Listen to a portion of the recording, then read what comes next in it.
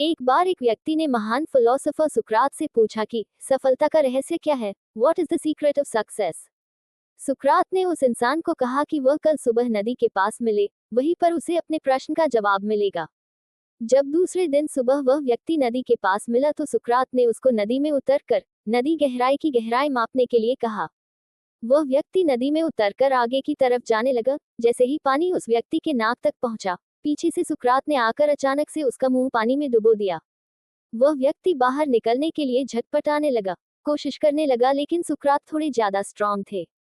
सुकरात ने उसे काफी देर तक पानी में डुबोए रखा। कुछ समय बाद सुकरात ने उसे छोड़ दिया और उस व्यक्ति ने जल्दी से अपना मुंह पानी से बाहर निकालकर जल्दी जल्दी सांस ली। सुकरात ने उस व्यक्ति से पूछा, जब तुम पानी में थे तो तुम क्या चाहते थे? व्यक्ति ने कहा, जल्दी से बाहर निकलकर सांस लेना चाहता था। सुकरात ने कहा, यही तुम्हारे प्रश्न का उत्तर है। जब तुम सफलता को उतनी ही तीव्र इच्छा से चाहोगे जितनी तीव्र इच्छा से तुम सांस लेना चाहते हैं, तो तुम्हें सफलता निश्चित रूप से मिल जाएगी। प्राचीन समय में विद्यार्थी गुरुकुल में रहकर ही पढ़ा करते थे। बच्चे को शिक्षा ग्रहण करने के लिए गुरुकुल में भेजा जाता था। बच्चे गुरुकुल में गुरु के सानिध्य में आश्रम की देखभाल किया करते थे और अध्ययन भी किया करते थे। वरदराज को भी सभी की तरह गुरुकुल भेज दिया गया। वहां आश्रम में अपने साथियों के साथ घुलने मिलने लगा, लेकिन वह पढ़ने में बहुत ही कमजोर था। गुरुजी की कोई भी बात उसके बहुत कम समझ में आती थी। इस कारण सभी के बीच वह उपहास का कारण बनता है। उसके सारे साथी अगली कक्षा में चले गए, लेकिन वो आगे नहीं बढ़ पाया। गुरुजी जी ने भी आखिर हार मानकर उसे बोला, बेटा वरदराज, मैंने सारे प्रयास करके देख लिए हैं। अब यही उचित होगा कि तुम यहाँ अपना समय बर्बाद मत करो। अपने घर चले जाओ और घर वालों की काम में मदद करो। वरदराज ने भी सोचा कि शायद विद्या मेरी किस्मत में नहीं है, और भारी मन से गुरुकुल से घर के लिए निकल गया। दोपहर का समय था। रास्ते में उसे प्यास लगने लगी। इधर उधर देखने पर उसने पाया कि थोड़ी दूर पर ही कुछ महिलाएं कुएं से पानी भर रही थी। वह कुएं के पास गया। वहां पत्थरों पर रस्सी के आने जाने से निशान बने हुए थे, तो उसने महिलाओं से पूछा, ये निशान आपने कैसे बनाए? तो एक महिला ने जवाब दिया, बेटे ये निशान हमने नहीं बनाए। ये तो पानी खींचते समय इस कोमल रस्सी के बार बार आने जाने से ठोस पत्थर पर भी ऐसे निशान बन गए हैं। वरदराज सोच में पड़ गया। उसने विचार किया कि जब एक कोमल से रस्सी के बार बार आने जाने से एक ठोस पत्थर पर गहरे निशान बन सकते हैं, तो निरंतर अभ्यास से मैं विद्या ग्रहण क्यों नहीं कर सकता।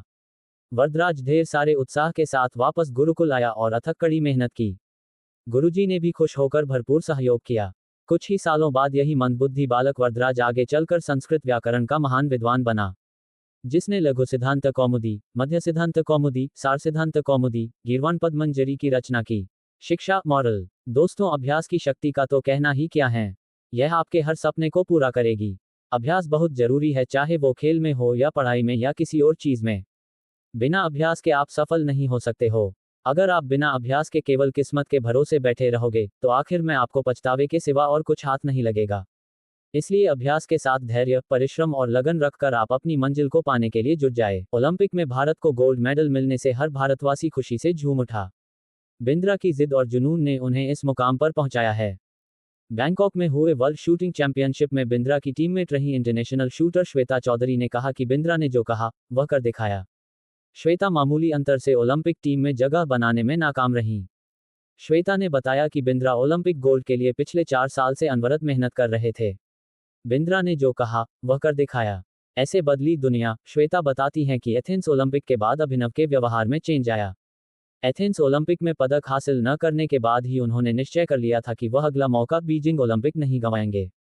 एक स्मरण सुनाते हुए श्वेता ने कहा कि बैंकॉक में वर्ल्ड चैंपियनशिप के दौरान जब भारतीय टीम के अन्य शूटर शाम को शहर घूमने गए थे, बिंद्रा जिम में एक्सरसाइज कर रहे थे। शायद अभिनव को एथेंस ओलंपिक में पदक नहीं जीतने का सदमा ऐसा लगा कि उनके व्यवहार में काफी परिवर्तन आ गया।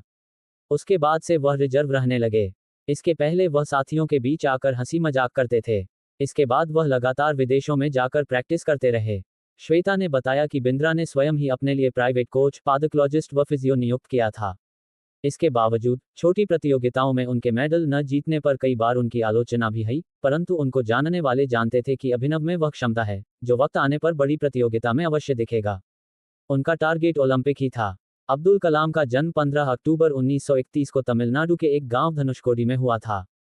इनके पिता मछुआरों को किराए पर नाव देते थे। कलाम ने अपनी पढ़ाई के लिए धन की पूर्ति हेतु अखबार बेचने का कार्य भी किया। डॉक्टर कलाम ने जीवन में अनेक चुनौतियों का सामना किया। उनका जीवन सदा संघर्षशील रहने वाले एक ऐसे व्यक्ति की कहानी है जिसने कभी हार नहीं मानी तथा देशहित में अपना सर्वस्व न्यौछावर करते हुए सदा उत्कृष्टता के पथ पर चलते रहे। 71 वर्ष की आयु में भी वे अथक परिश्रम करते हुए भारत को सुपर पावर बनाने की ओर प्रयासरत थे। भारत रत्न डॉक्टर अब्दुल कलाम भारत के 11वें राष्ट्रपति बने। वे भारत रत्न से सम्मानित होने वाले तीसरे राष्ट्रपति हैं। भारत के मिसाइल कार्यक्रम के जनक डॉक्टर कलाम ने देश को अग्नि एवं पृथ्वी जैसी मिसाइलें देकर चीन एवं पाकिस्तान को इनकी रेंज में लाकर दुनिया को चौंका दिया। एक बार एयरफोर्स के पायलट के साक्षात्कार में 9वें नंबर पर आने के कारण कुल 8 प्रत्याशियों का चयन करना था, उन्हें निराश होना पड़ा था। वे ऋषिकेश बाबा शिवानंद के पास चले गए एवं अपनी व्यथा उन्हें सुनाई। बाबा ने उन्हें कहा, accept your destiny and go ahead with your life. You are not destined to become an air force pilot. What you are destined to become is not revealed now, but it is predetermined. Forget this failure, as it was essential to lead you to your existence. Become one with yourself, my son. Surrender yourself to the wish of God. बाबा शिवानंद का कहने का अर्थ यह था कि असफलता से निराश होने की आवश्यकता नहीं। यह असफलता आपकी दूसरी सफलताओं के द्वार खोल सकती है। तुम्हें जीवन में कहाँ पहुंचना है, इसका पता नहीं। आप कर्म करो, ईश्वर पर विश्वास करो। डॉक्टर कलाम का जीवन हर उस नवयुवक के लिए आदर्श प्रेरणा स्रोत है जो अपने जीवन में एक असफलता मिलने पर ही निराश हो जाते हैं। डॉक्टर कलाम ने अपने सारे जीवन में निस्वार्थ सेवा कार्य किया। उनका राष्ट्र प्रेम और उनका देशभक्ति का जज्बा हर भारतीय के लिए सबक एवं प्रेरणा का पुंज है और हमेशा रहेगा। रामानुजन का जन्म एक गरीब परिवार में 22 दिसंबर 1887 को तमिलनाडु के इरोड कस्बे में हुआ था। उनके पिता एक साड़ी की दुकान पर क्लर्क का काम करते थे। रामानुजन के जीवन पर उनकी मां का बहुत प्रभाव था।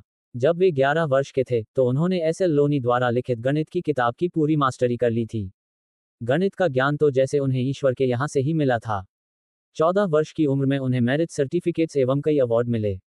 वर्ष 1904 में जब उन्होंने टाउन हाई स्कूल से स्नातक पास की तो उन्हें के रंगनाथा राव पुरस्कार प्रधानाध्यापक कृष्ण स्वामी अय्यर द्वारा प्रदान किया गया।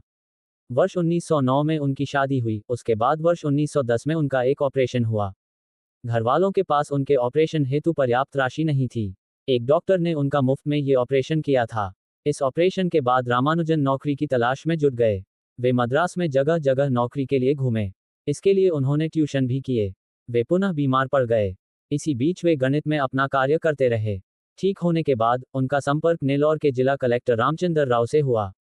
वह रामानुजन के गणित में कार्य से बेहद प्रभावित हुए। उन्होंने रामानुजन की आर्थिक मदद भी की। वर्ष 1912 में उन्हें मद्रास में चीफ अकाउंटेंट के ऑफिस में क्लर्क की नौकरी भी मिल गई। वे ऑफिस का कार्य जल्दी पूरा करने के बाद गणित का रिसर्च करते रहते। इसके बाद वे इंग्लैंड चले गए। वहां उनके कार्य को खूब प्रशंसा मिली। उनके गणित के अनूठे ज्ञान को खूब सराहना मिली। वर्ष 1918 में उन्हें ट्रिनिटी कॉलेज कैम्ब्रिज का fellow of Trinity college Cambridge चुना गया। वह पहले भारतीय थे जिन्हें इस सम्मान पोजीशन के लिए चुना गया। बहुत मेहनती एवं धुन के पक्के थे। कोई भी विषम परिस्थिति, आर्थिक कठिनाइयां, बीमारी एवं अन्य परेशानियां उन्हें अपनी धुन से नहीं डिगा सकी। वे अंततः सफल हुए। आज उन्हें विश्व के महान गणितज्ञों में शुमार किया जाता है। 32 वर्ष की छोटी उम्र में ही इस प्रतिभाशाली व्यक्ति का देहावसान हो गया। दुनिया ने एक महान गणितज्ञ को खो दिया।